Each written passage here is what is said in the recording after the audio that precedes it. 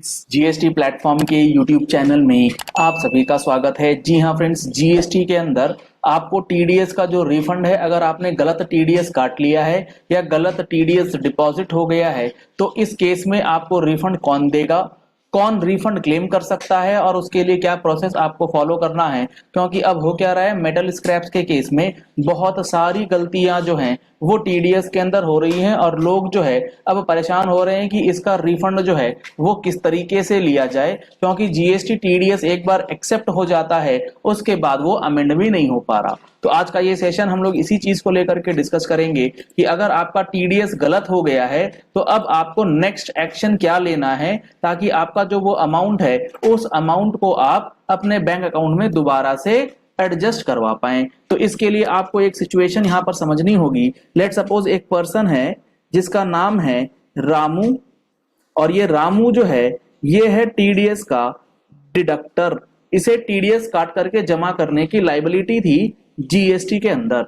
और एक है पर्सन यहां पर श्यामू, जो कि है हमारा डिडक्टी, यानी कि जिसका टीडीएस कटने वाला था। दोनों ही जीएसटी के अंदर रजिस्टर्ड पर्सन थे। अब इसमें हुआ क्या है, रामू ने श्यामू का जो है वो टीडीएस डिडक्ट किया है। लेट सपोज जो टीडीएस डिडक्ट होना चाहिए था वो टीडीएस जो काटा गया है वो काटा गया है 5 लाख रुपए। एक्चुअल डिडक्शन जो हुआ है वो हो गया है 5 लाख रुपए, जबकि जो आपका टीडीएस बनता था वो सिर्फ और सिर्फ 4 लाख रुपए का ही बन रहा था। एरोनियसली 5 लाख रुपीस का टीडीएस जो है वो डिडक्ट कर लिया गया है रामू के द्वारा। अब हुआ क्या, रामू ने जो ये गलत टीडीएस काट लिया है उसने अपनी जीएसटीआर 7 में 5 लाख रुपए की एंट्री शो करके अपनी जीएसटीआर 7 की रिटर्न यानी कि टीडीएस फाइलिंग की रिटर्न जो है वो कंप्लीट कर ली है। जैसे ही रामू अपनी टीडीएस की रिटर्न भरता है, श्यामू के पास ये 5 लाख रुपए का टीडीएस अमाउंट जो है वो रिफ्लेक्ट करेगा इसके पोर्टल पर। अब सवाल ये आता है कि ये जो 5 लाख रुपए का गलत टीडीएस कट गया, इसका कैसे एडजस्टमेंट किया जाए, कैसे इसका रेक्टिफिकेशन किया जाए। तो यहां पर आप इस बात को समझिएगा। अभी जीएसटीआर 7 जो है वो 5 लाख रुपए के साथ रामू ने फाइल कर दिया डिडक्टर ने। डिडक्टी के पास पोर्टल पर ये अमाउंट दिख रहा है। अब डिडक्टी क्या करता है, डिडक्टी के पास यहाँ पर 2 ऑप्शंस हैं, एक्सेप्ट कर ले ये इसे या फिर रिजेक्ट कर ले। यहां पर असेसी एज अ डिडक्टी बहुत इंपॉर्टेंट हो जाता है। अगर यहां पर आप इस गलत काटे गए टीडीएस को रिजेक्ट कर देते हैं तब तो फिर बहुत ज्यादा प्रॉब्लम आपको नहीं आएगी। आप जैसे ही इस 5 लाख रुपए के फिगर को रिजेक्ट करते हैं, डिडक्टर क्या करेगा, अपनी अगली जीएसटीआर 7 में इस 5 लाख रुपए के फिगर को अमेंड कर देगा और अमेंड करके 4 लाख रुपीज कर सकता है। और ये 4 लाख रुपीज फिर आपके पास टीडीएस में दिख जाएंगे, जिसे आप इन नेक्स्ट मंथ एक्सेप्ट कर सकते हैं। तो ये होगा कब, ये तब होगा जब आप ध्यान से देख करके टीडीएस को एक्सेप्ट करने की बजाय गलत टीडीएस को रिजेक्ट कर देंगे। अब ये करना चाहिए था श्यामू को, श्यामू ने ये काम नहीं करा। हो क्या रहा है, लोग कर दे रहे हैं इसे एक्सेप्ट। जैसे ही आपका टीडीएस दिख रहा है, बिना क्रॉस चेक किए कि ये अमाउंट सही है या नहीं, ये अमाउंट आपसे रिलेटेड है या नहीं, उसे कर दिया जा रहा है एक्सेप्ट। अब जैसे ही आपने कोई एंट्री ऑफ टीडीएस एक्सेप्ट कर लिया तो ये जो अमेंडमेंट वाला ऑप्शन है डिडक्टर के पास वो हो जाता है खत्म। अब टीडीएस जो है वो डिडक्टर नहीं अमेंड कर सकता और ना ही डिडक्टर इस 5 लाख रुपए का रिफंड क्लेम कर पाएगा। कोई ऑप्शन डिडक्टर के पास अब नहीं बचेगा। अब यहां पर मान लीजिए डिडक्टी ने एक्सेप्ट कर लिया है कि हाँ 5 लाख रुपए ही टीडीएस था। जैसे ही इस डिडक्टी ने 5 लाख रुपए को एक्सेप्ट कर लिया तो अब होगा क्या, इसके कैश लेजर में ये अमाउंट ऑफ 5 लाख रुपीज जो है वो रिफ्लेक्ट होने लगेगी।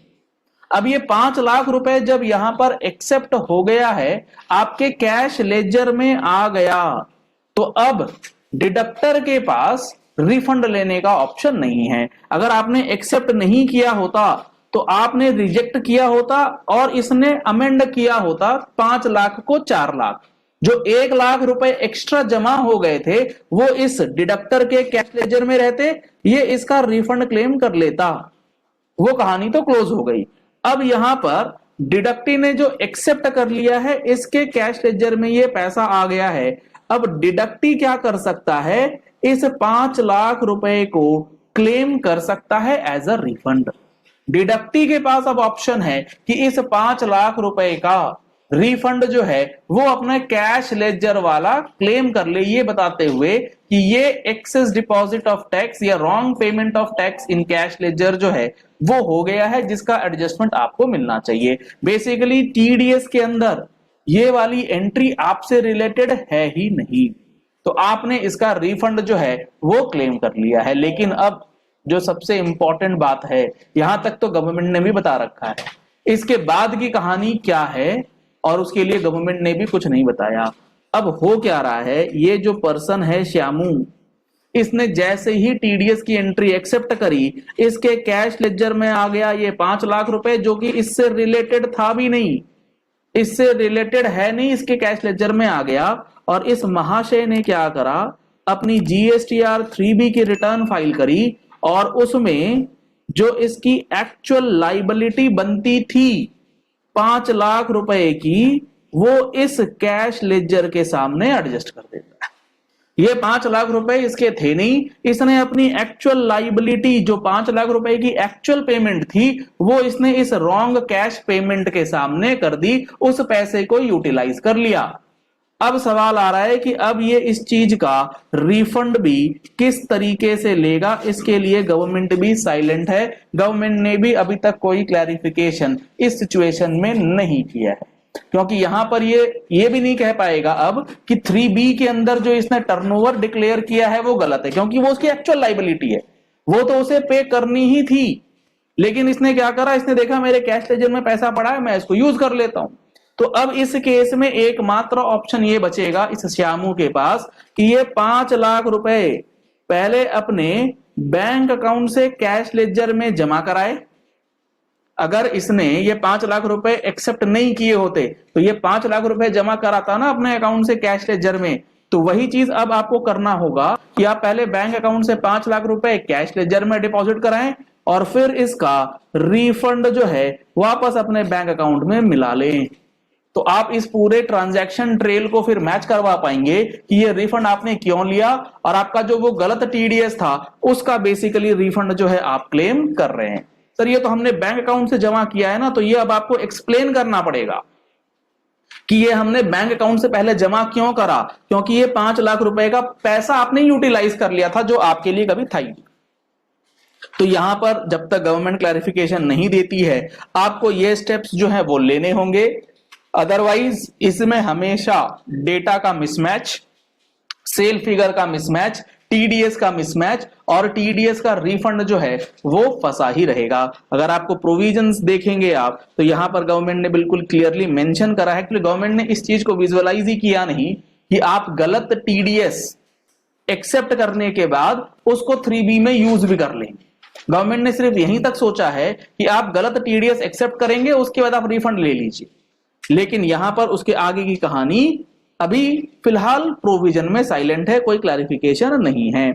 यहां पर जो इनका प्रोविजन दिया गया है 51 का सबसेक्शन 8 कहता है the refund to the deductor और द डिडक्टी, यानी कि रिफंड हम देंगे डिडक्टर को भी डिडक्टी को भी, arising on account of excess or erroneous deduction shall be dealt with the provisions of section 54, यानी कि गलत या एक्सेस टीडीएस का जो डिडक्शन हो गया है उसका हम रिफंड डिडक्टर को भी देंगे, डिडक्टी को भी देंगे जो हमारे रिफंड के प्रोविजन से उसके अनुसार। लेकिन no refund to the deductor shall be granted, deductor को कोई रिफंड नहीं मिलेगा। कब? If the amount deducted has been credited to the cash ledger of the deductee, यानी कि श्यामू ने एक्सेप्ट कर लिया तो वो अमाउंट उसके कैश लेजर में क्रेडिट हो गया। जैसे ही कैश लेजर के अमाउंट में क्रेडिट हो गया, रामू को अब कोई भी रिफंड नहीं दिया जाएगा। तो ये एक इंपॉर्टेंट प्रोविजन आज की डेट में बहुत ज्यादा रेलिवेंट हो गया है, क्योंकि मेटल स्क्रैप में बहुत गलतियां जो हैं टीडीएस की रिटर्न्स में करी जा रही हैं। और टीडीएस की रिटर्न्स के अंदर जो इनवॉइस लेवल रिपोर्टिंग था उसे फिलहाल कुछ दिनों के लिए डेफर किया गया है ड्यू टू टेक्निकल ग्लिच। तो आप अभी अपनी जीएसटीआर 7 जो फाइल करके आए होंगे उसमें आपको ये डेटा या मई की रिटर्न जो 10 तारीख तक जानी है अप्रैल के रिलेटेड डेटा में, उसमें आपको इनवॉइस लेवल रिपोर्टिंग करने की जरूरत नहीं है। आप क्लब करके फिगर्स दिखा सकते हैं, लेकिन जल्द ही ये रिपोर्टिंग इनवॉइस लेवल पे करवाई जाएगी जैसे ही यूटिलिटीज तैयार हो जाएंगी। तो आशा करते हैं अब आपको ये टीडीएस का रिफंड किस तरीके से लेना है उसका पूरा प्रोसेस जो है वो समझ में आ गया होगा, किस तरीके से आप अपनी गलतियों को रेक्टिफाई भी कर सकते हैं। अगर आप पहली बार हमारे यूट्यूब चैनल पर आए हैं तो हमारे चैनल को फॉलो कर लीजिए, सब्सक्राइब कर लीजिए नोटिफिकेशन बेल के साथ ऐसे ही इंपॉर्टेंट वीडियोस के लिए। अगर आप जीएसटी के प्रोविजंस और रूल्स को डिटेल में समझना चाहते हैं तो आप हमारा जीएसटी का फुल कोर्स ज्वाइन कर सकते हैं, जिसके अंदर एक एक सेक्शन एक एक रूल आपको डिटेल में बताए जाते हैं। आप हमारा कॉन्टैक्ट नंबर नोट कर सकते हैं जो स्क्रीन पर आपको दिया गया है। आप हमारा mobile application GST platform download कर सकते हैं, पूरा कंप्लीट डिटेल्स आपको वहां पर मिलेगा। Thank you and have a nice day.